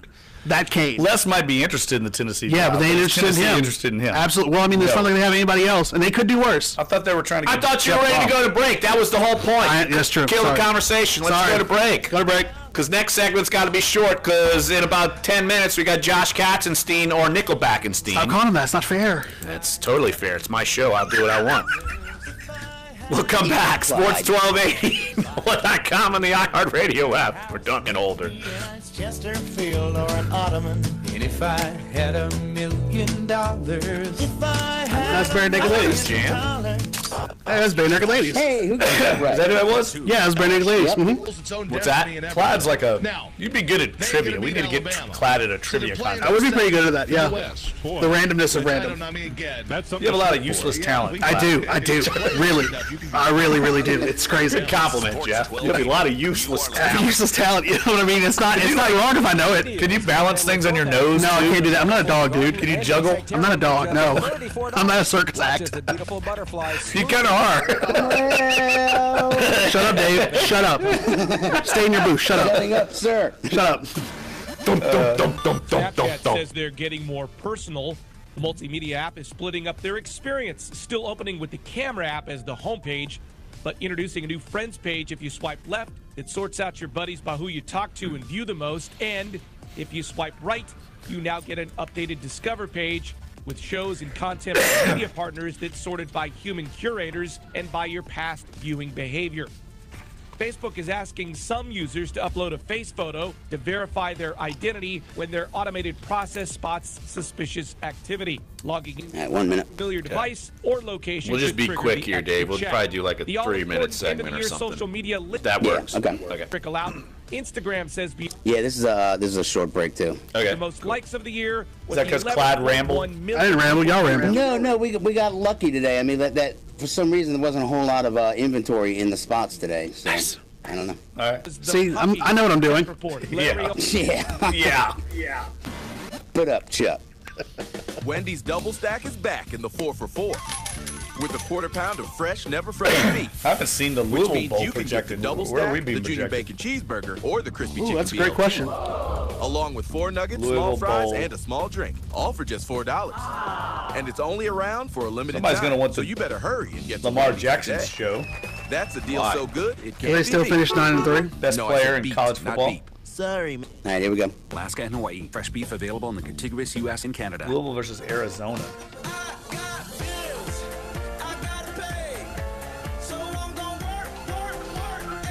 This is Dunc and Holder on Sports 1280, New Orleans. Latest scoop from Charlotte as far as the Panthers and their injury concerns. Christian McCaffrey and Devin Funchess both missed practice on Wednesday. Both are out early for practice with shoulder pads on, so it's a good sign that they're going to be practicing today. This according to David Newton, who covers the Panthers for ESPN. And you assume that they were going to play, and those are the two weapons that I know Cam Newton's going to be relying upon because, look, Greg Olsen seemed to tweak his foot that he injured early on in the season. He seemed to tweak it in last week's game. And we had Scott Fowler on from the Charlotte Observer earlier in the show, and it sounds like Greg Olsen may not be ready to go. And Cam Newton's dealing with, I guess it's his right thumb that's been banged up, so that could be an issue as well. Olsen didn't play in the first matchup, right? Am I right about that? No, he was not available. He did not play. Luke Kuechly, he didn't play either. And he's going to be back for this game. And that's kind of the overwhelming consensus when you talk to players in the locker room yesterday for the Saints. Basically, what's the difference between when y'all played him then and what you played him now? And the guys on offense, their middle linebackers back. Right, so the best middle linebacker in the game. Right, exactly. So because he was out with a concussion. And so he's back, and it brings a little more chess matchery, we'll call it, between Luke Kuechly and Drew Brees coming up here on Sunday. You know, we talked about it earlier in the week. Drew Brees usually has success against Carolina. Carolina's got one of the best defenses in the league. They play a lot of zone. They don't let you get deep. But Brees lights up those zones. And to me, the key for Carolina, if they can't put any pressure on Drew, they're toast. I think the Saints will move the ball up and down the field on them because Brees lights up those zone defenses. But in the past, when they've been able to get pressure on him, and usually they just have it with 4. They're not a big blitz team. If they can get pressure up front, that usually causes some problems for the Saints. In the past, he's had some interceptions, I know, throwing into those zones. But if they don't get pressure, I think he lights them up. And because he has Kamara now coming out of the backfield, it's like an extra receiver. Check down Charlie. I mean, he can just check it down to him, let him make those explosive plays out of the backfield. And he is someone that I don't care who the Panthers try to put on Kamara, he could still get open. I don't care if they put a corner on him. I don't care if they put a linebacker or a safety. He's quick enough to create openings on his own. The Panthers linebacker core is as good as any in the league. You got Thomas Davis. He can still run after all these knee surgeries. Shaq Thompson is a lot like a Kenny Vaccaro type, kind of a hybrid linebacker, safety type. So they really have a great second level, and they're going to be able to have the range. I just don't know if anybody can tackle this kid in the open field. He's remarkable. No doubt about it. So why don't we take a break right here on the show, and when we get back, Josh Katzenstein, NOLA.com, Times-Picayune Saints beat reporter, will join us, and right on cue, Josh Nickelbackenstein. Probably the biggest fan. He's probably number one in the fan club. Why do you go into like old time, like rock radio voice when this comes on? Why?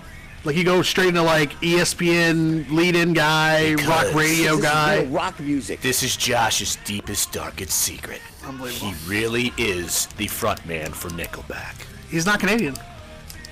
We don't know that. He lived in Minnesota most of his life. Pretty close, but close He's enough. He's an illegal alien.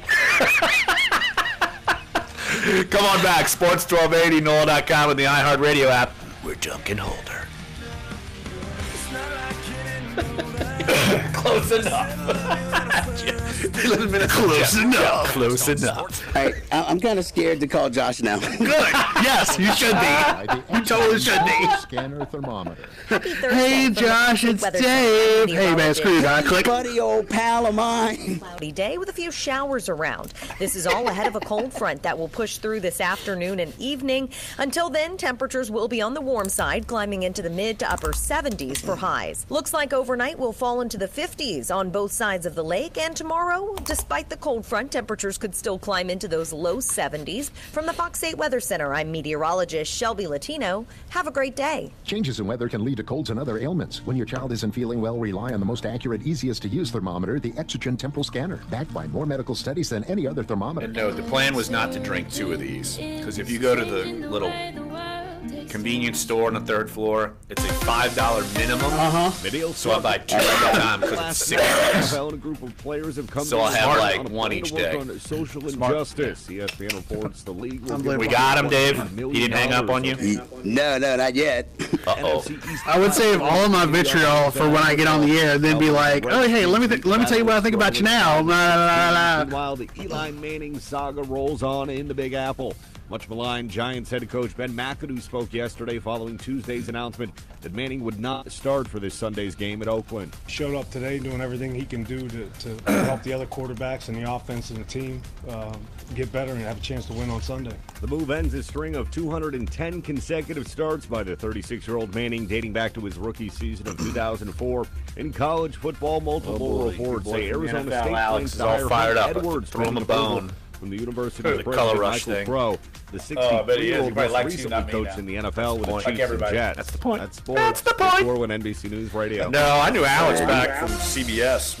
He's a good guy. He was over there when I was over there. Table or turning up the volume at a holiday party. Amp up the holiday spirit with Billboard Music's exclusive line of electronic products. Featured products on Billboard's store website include blue chip headphones, outdoor portable water resistant Bluetooth speakers, karaoke machines, festival apparel, and much more. Billboard headphones and speakers Are you guys leaving Wednesday or Thursday? Wednesday night. We're going to do the show there Thursday. In Atlanta? Yeah, but we're going to be back here Friday. So we need you to fly over Thursday. Okay, sweet. I got you. Totally. We're back. We bleed purple, green, blue, black, and gold. Sports 1280, New Orleans. I think this is the Clad. What is this? It's the Clad. What incarnation is this? I think we're just getting Josh Katzenstein involved in our 3-ring circus that's been going on for the last at least half hour. As look, we're talking about WWE superstars breaking Les Miles news, and maybe he wants to go to Tennessee. Clyde's screaming about God knows what. So, Josh, welcome to the circus. How are you, my friend? I'm doing well, and frankly, that music is better than the Nickelback and Taylor Swift. I'll take it. Dang it. Dave thought he was going to get one over on you, and now... Yep, so it sounded like the Doink theme song from old WWF days since we're talking wrestling. But, Josh, significant news out of Saints camp yesterday with the injury report. I know practice is going to be ongoing right now. But just your perspective on the injury report from Wednesday's practice and how it can translate moving forward. Well, I think the biggest thing probably happened before the injury report came out. It was when they waived Dexter McDougal on Tuesday. Obviously, you know, they added him last week for depth, so you have to think that, you know, with them ready to move on from him, it's a sign that either Marshawn Lattimore or Ken Crawley or both, are on the mend and looking like there's a good chance they're going to play. Both those guys were limited yesterday, which is obviously another good sign. I mean, obviously, you'd prefer that they are full participants, but I think that, the fact that they're out there at all on Wednesday is a good sign that there's a chance that they can play on Sunday. We'll see what they do again today, but beyond those two guys, I think there are definitely some concerns. They had 3 of their starting offensive linemen on the injury report. Teron Armstead dealing with 2 injuries, a thigh and a shoulder, and this comes after, he's been resting the past couple weeks just to, give him a little more, time to get 100%, but, obviously he left the game on Sunday. Marcus Williams is out with a groin injury, and I think that is one, that is probably of concern, because I don't know that the Saints really have anyone that really has his sort of skill set. I mean, obviously they could use, Kenny Vaccaro or Von Bell in more of a free safety role. I mean, both those guys have the speed to do it, but I think, there's a reason that those guys were more, down in the box or playing strong safety or covering the nickel slot, whatever, you want to call it. But, yeah, I mean, they are more banged up than they have been recently, but I think, as long as those 2 cornerbacks are back out there, I think, you have to think that, the Saints should be able to hang, if not win, this game on Sunday. Josh, you talked to Sean Payton earlier this week about the Coby Fleener concussion, and I just wanted to get some clarification on that. And I think some of our listeners probably aren't aware of how the protocol works. It sounded like Fleener suffered this hit, during the game, and whatever, the spotters did not see it. Is that how Sean Payton explained it? Can you kind of go through that for us and explain to our listeners, especially, how he was able to go back into the game after taking that hit? Well, it seems like, Sean Payton said that there was nothing wrong with the process, but, from the outside looking in, it definitely looks like there was. So Fleener in the fourth quarter took a devastating hit. I'm sure everyone saw, helmet to helmet, looked a little shaken coming up afterwards, but he went to the sideline, and, none of the Saints doctors came over, and then there's an independent spotter. So this started a few years ago. The NFL, at every game, has an independent neurologist that's there, and they're supposed to, indicate to the teams, when it's time to test somebody if they suffered a bad hit, whether it's, player to player or, their head hitting the ground or something. They're supposed to be on top of that. I mean, obviously, I guess it's possible he wasn't looking at the play at the time or something, but, yeah, it seems like there was an error because not only did Fleener not get checked out, he went back in the game, and he had a really bad drop, on a very catchable ball. So, after that, then, the Saints, Sean Payton said that, Dan Campbell, the Saints tight end coach, said that, Fleener was having a vision issue. So then they checked him, and then they found out he had a concussion. And it's certainly understandable. There are plenty of concussions where guys, don't have symptoms, right away. They might not even have them until the next day. But I think, the reason these protocols are in place is so that, you can check guys as soon as there's a play where it looks like there's a possibility. And so it seems like, there was an error there, whether it was, the spotter or the Saints or both, because Fleener probably shouldn't have gone back in the game after that hit. Josh Katzenstein, cover the Saints for NOLA.com and the Times-Picayune, joining us right here on Dunc and Holder. Josh, the big story surrounding at least 2 individual players with the Saints, Cam Jordan and Alvin Kamara, both recognized by the NFL. Cam Jordan, the NFL's Defensive Player of the Month, and Alvin Kamara, the NFL's Offensive Rookie of the Month. And you had a chance to catch up with both players yesterday. One, we had Scott Fowler on, and you guys kind of almost collaborated for the cam-on-cam fashion crime. And then with Alvin Kamara, he's going Hollywood and going with the Matrix. So let's start with Cam Jordan. I think it's a fun story. We talked with Scott Fowler about it. I think it's a fun story. What did Cam Jordan have to say about Cam Newton and the whole fashion police drama?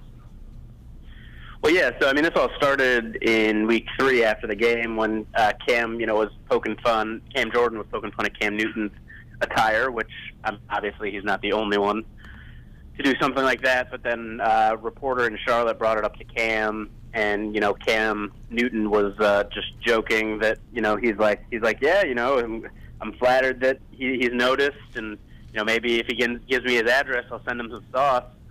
So I told Cam Jordan that yesterday, and he's like, what does sauce mean? Like, if it's fedoras and tight pants, like I'm scared, And and then Cam Newton also said something along the lines of, this isn't a fashion show. He's like, I noticed, what he's wearing, but this isn't a fashion show. And then Cam Jordan just had the killer line. He's like, well, if it was a fashion show, he'd win in France.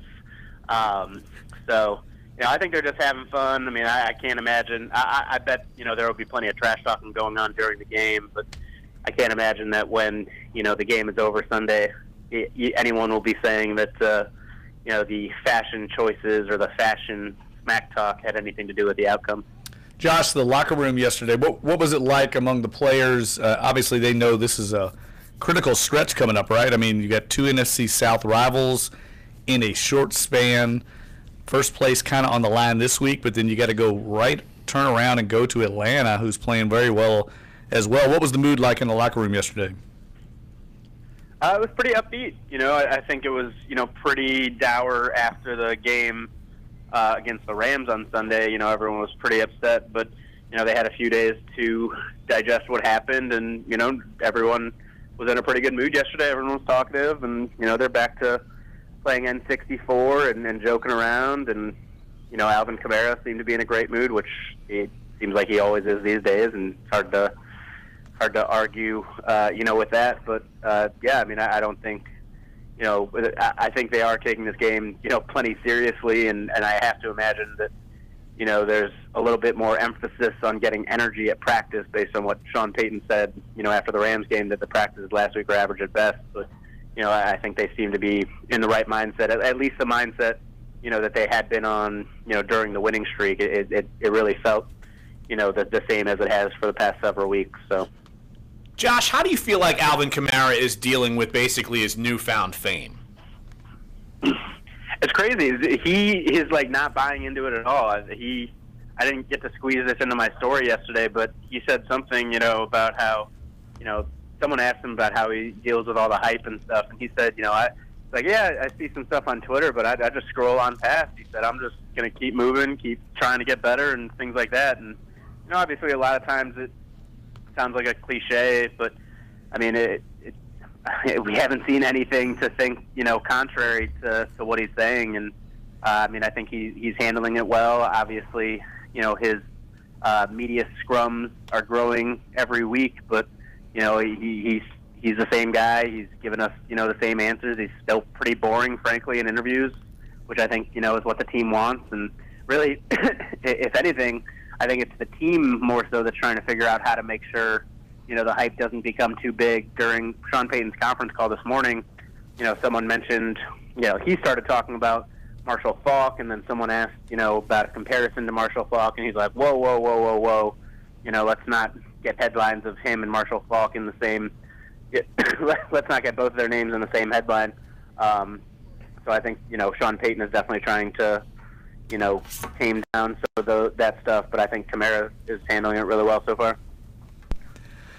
Yeah, and I think that Kamara sounds like, just the interaction I've had with him, just a really level-headed kid. I don't think that's a concern at all. As a matter of fact, he doesn't seem like a guy that's going to be caught up in the limelight or the fame. I don't think Saints fans have to worry about this kid getting distracted or lack of focus at all, do you? No, not at all. And the one thing, like I said, I wrote this in my story Sunday, after his crazy 188-yard performance. We were asking him about the touchdown, and he's like, yeah, they blocked well, and I just had to run and go score. And, asked about the hurdle. He's like, yeah, it's just instinct. And, he's just so boring, but he did let something slip just a little bit when someone was asking about the hurdle. They're like, how do you decide when to do that? And he's like, well, he just looked like he wanted to get jumped over, so I just jumped over him. And, that's probably the funniest, thing that he's said since he's been on this team. But, yeah, for the most part, he seems to be handling his success really well. Josh Katzenstein, NOLA.com, Times-Picayune, covers the Saints for us here. Joining us right here on Dunc and Hole. Hey, one more, we'll let you run. I just want to see if you want to tease your story coming up because it's some good timing. considering the accolades a certain player received this week? Oh, I would actually prefer not to, because there's a chance it might not go soon, but it might not go this Sunday. But then just kidding. The chance. Nice, Larry. But soon. I'll tease the story that's already up about Alvin Kamara, because I got to use a quote from The Matrix. I tried to do that earlier. So everyone should go read that. See, that was the tease. Nice. Alvin Kamara, Offensive Rookie of the Month. Anything Josh Katzenstein reads, Saints fans need to read, because he's all over it. He and Herbie are kicking butt out there every day. Absolutely. So, hey, Josh, appreciate it as always. And I'm curious to see the music that Dave pulls up as you leave. Oh yes. Hey, I'm fine with that, as long as I get to be Jack. Although I guess that means I'd be dead, so... There was enough room on the door for both. Yeah, what's the latest? I saw there's some controversy where James Cameron had to explain why there wasn't room for both people on the door. Scientists have done studies that show that they had enough room for both on the door. Why would James Cameron have to explain that? It was like in real life, wasn't it? That's a good point. I don't think there was this love affair. Same road. Yeah, exactly. Just like in Pearl Harbor, there was this love story throughout Pearl Harbor. Yeah, give me a break. See you, Josh. Later. My heart will always go on to you, Jeff. Always. Is Clyde that's done not, taking that's not down weird. stuff over there? Would you leave me alone? Clyde is not doing host your show? Things over Would there. you host your show, please? Clyde's like, I mean, it's like a construction everything site. is so sensitive in here. It's a construction site over there. One more segment. Dunc and Holder. And the New Orleans Saints, what can you say? Playing Celine.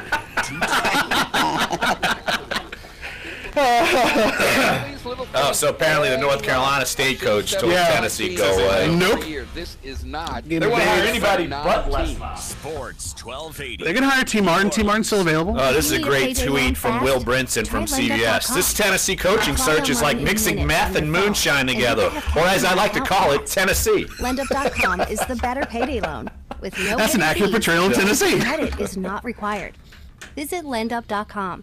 LendUp is a licensed credit services organization, not a direct lender in Ohio and Texas, subject to availability in your state. LendUp. The better way to borrow. Another study that may make parents think twice about letting their kids play football. Researchers at the University of Texas Southwestern Medical Center in Dallas have found that young football players can have measurable changes in the brain after just one season of play. They say that's true even in kids who did not have concussions. They found changes that can lead, they say, to traumatic brain injuries and even mental disorders. Well, here's a way to protect your brain. Get married. A new British study shows that people who stay single all their lives have a 42% higher chance of developing dementia. Oh my God, Jeffrey! 50% higher risk. This study's leading. You're going to get dementia. He's not here, so he's out on a pee break. Get married quickly. He's out on a pee break, dude, so. Oh, man. You know, another old problem. Generally. Womp womp. Unreal, dude. Jeez, man, savage. No respect at all. I got to put just get a Rodney Dangerfield sounder. Oh, my God. Oh. The second annual Somebody step on a duck. Classic is Sunday, December 10th at the Fulton Alley Lanes. All proceeds will benefit the Strikes for Kids Christmas giveaway, which will provide hundreds of New Orleans area kids with a wrapped toy for Christmas. I had some Motley Crue ready to play to send Katzenstein out. Oh, man. Don't go away. Just go away. Oh, don't go away. Just go away.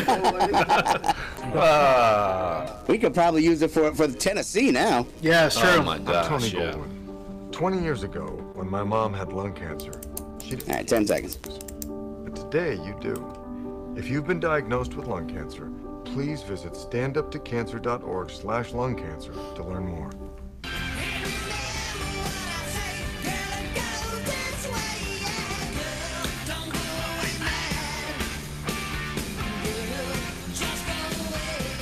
Holder now. Josh Innes next at noon on Sports 1280, New Orleans. Man, is Tennessee ever going to get a coach? This is hilarious, and I'm sure all Tennessee fans are ready to go. Instead of like tailgating in their boats along that river, they're just going to jump in the river and be like, we're done with this. Why don't they just hire T. Martin? I don't understand. It would unite the entire fan base. It would be a great hire. He's made enough inroads as an assistant in a lot of places. And I mean, obviously you're seeing what he's doing at USC with Sam Darnold. Right.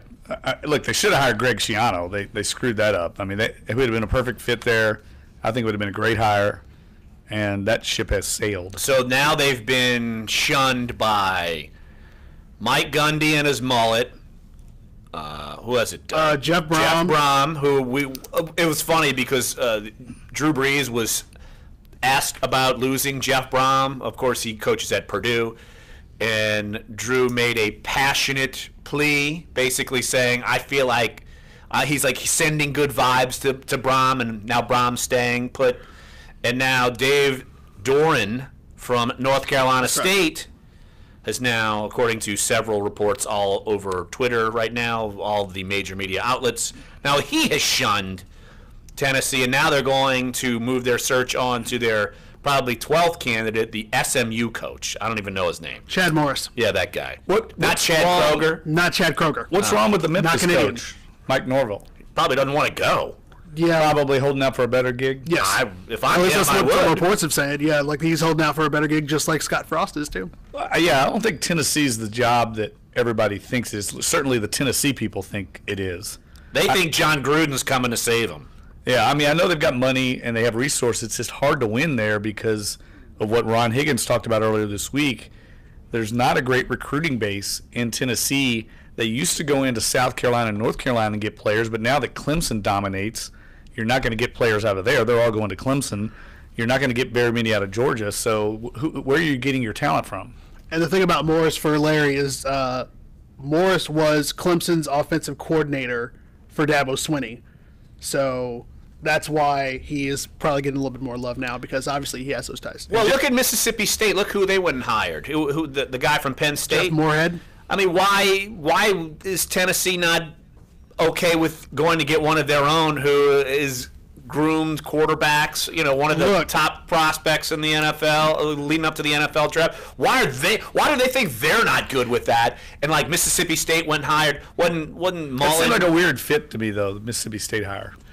I mean, that was weird. I mean, they technically did the same thing for Dan Mullen. Right, Dan Mullen that's had where I was coach. going. Right, but he coached in the SEC, right? This guy has no SEC background. Not that matters. I don't think that's that important. Well, Nick Saban didn't have an SEC background, and neither did Les Miles, and I know. That okay. I think they'll be fine. It's just a weird fit. I mean, there's no recruiting ties or anything like that. But I thought it was weird when Ron was on the show the other day because he was down on Greg Schiano, but seemed to endorse Moorhead. And I mean, Greg Schiano's been a college head coach and a very successful one. So he was successful at Rutgers. He's certainly got a better resume than this Moorhead guy. I think the biggest, and I mean, this is probably a topic for another show and a longer show, but I think we have to talk about power. I think we have to talk about power and decision making among either athletic directors, boosters, universities, whatever you want to call it. I think we have to get into a discussion about using the tools that you have available to you to help make logical decisions. Clearly, John Curry. What are you talking about? In terms of, let's remember when we were talking about hiring Les Miles, not Les Miles, Ed Orgeron, and how Joe Oliva was the search. Remember how he was the search? Right. The search for him. The search, yeah. Yeah, correct. he was the search. John Curry is obviously the search. And obviously that search was, I'm going straight to Greg Schiano. I'm not even going to look at anybody else, and that's going to be my guy, and that's going to be it. But aren't they using, search firms? I assume they're using Sacramento. I haven't seen anything anywhere that they're using a search firm anywhere for this search, and that Really? It was Greg Schiano, and that was the only guy, and that was going to be his guy, and there was going to be no backlash whatsoever, because there's nobody else saying anything to otherwise. Let's take a quick call here on the show. Josh in Sacramento. Josh, thanks for calling Dunc and Holder. What's up, Josh? Thanks for taking my call, guys. So it looks like someone, was it a mullet that's supposed to happen at 10 wins, if the Saints get 10 wins? Thank you, Josh. Don't let this talk fool you from the fact that we have 2 wins away from Larry shaving his head. Yeah, but here's the problem. Like, I don't even have, Mike Gundy's got like this little half mullet. My hair is not long enough to make it into a mullet. Like those bangs are coming back like a. The bangs are, though, but that's the thing. The bangs are a thing of beauty. So me just shaving all of that off, so it's basically just going to be a shaved head. If they hit 10 wins, I've got to get a chrome dome, and I'm anticipating that for Christmas. I'm going to look like Mr. Clean. Can't wait. New Year's Day, man. Gosh, a chrome dome. I know. Thanks for taking my call, guys. Yeah, Josh, appreciate it. Thanks for bringing back the misery to my life, Josh. That's a great call, Josh. I can't wait. I can't wait. We're so close. Josh. I know all these Joshuas causing chaos on this show. It's a Josh fest. It's a good kind of chaos to have, though. In my opinion. Fountains of Josh. I brought that on myself. I mean, who would have thought after the Saints stunk after 2 weeks that all of a sudden they put this thing together and win 8 in a row? And the great thing was like your delivery of just like if they win 10, if they get 10 wins, I'll shave my head. Just like absolutely incredulous. I didn't even think about it. Even thinking about it, just I'm gonna say this, and it's not gonna happen, so I'm not worried. I could backtrack and just not do it. No, you can't do that. I have video, but of bro. course I'm not. You can't. Yeah, you got to be. Of course I'm not. Clyde would do something. We're gonna shave your head. Don't you dare, Jeff. Clyde would don't do you that. even. Clyde would back I'm up. a man of my word. Don't be mad at me just because I'm over here slaying it with our college picks. Don't get mad at me. Yeah, you're slaying a keyboard, and everyone, all of our listeners, hears it. I am very tough on keyboards. I have very large hands. Slaying it, my goodness. But no, seriously, as far as the Tennessee job. Oh, we're back to that. Yeah, we're back to that now. We weren't talking about. We were talking about that before. I mean, but seriously, how that was the fear that if this thing fell off the rails with Ed Orgeron like earlier in the year, Tennessee is enduring what would happen if you get coaches in there and the program goes away. It becomes irrelevant. Like people don't want to go there anymore. Well, but Tennessee is not nearly as good a job as LSU. I mean, LSU is a prime job. But at one point, why isn't Kevin Sumlin getting any run though? Kevin Sumlin, me and Jeff were talking off air about. It looks like Herman Edwards is going to get the Arizona State job, but there were reports that's insane, right? Who is Florida State looking at? Well, technically Jimbo hasn't left yet. Oh, did you see the Florida State thug?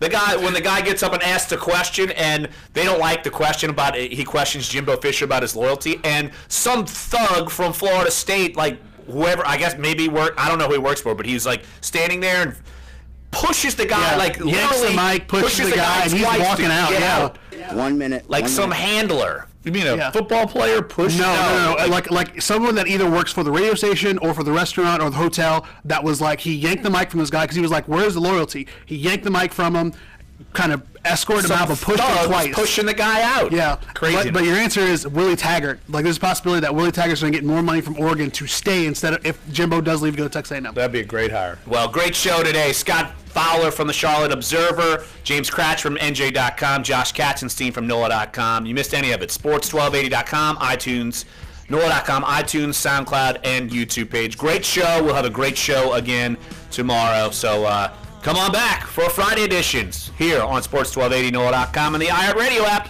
We're Dunc and Holder.